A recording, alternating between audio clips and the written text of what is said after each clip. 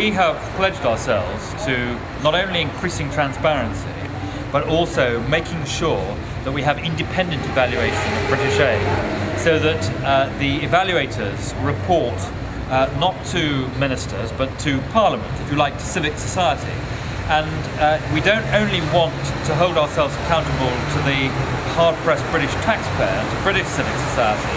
We want to hold ourselves accountable to civic society in the countries which we're trying to help. And that's why we're going to put so much more information into the public domain in a way that's easy to understand, and as I say, in a language which local people can understand in the countries we're trying to help.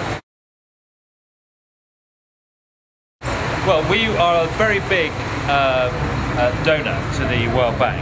In fact, we are the World Bank's biggest donor in the last IDA replenishment that took place.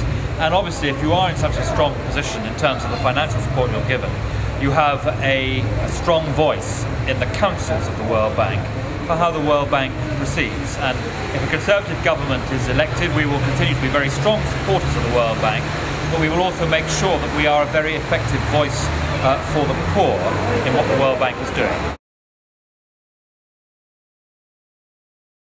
I'm not going to sort of rebuild the World Bank in this interview, but we are very committed to ensuring that the voices of the poorest are heard in what the World Bank is doing. The World Bank does an incredibly good job around the world. I spent 2 days there at the end of last year talking to those who run the bank, and the fact is the bank does an absolutely brilliant job. Can we do some of these things better? I'm sure we can.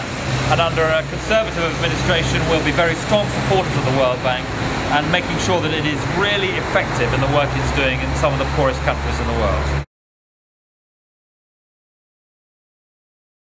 In terms of someone in Ghana who is looking at the international trading system, what matters most in the answering of that question is that the Doha round should be brought to a successful conclusion. Because the Doha round, which was founded in the aftermath of 9/11, was always meant to be a development round. And there isn't a single World Bank or other economic model or thesis which has looked at the Doha round, which doesn't say that a successful conclusion of the Doha round will be good for the poor world and the rich world.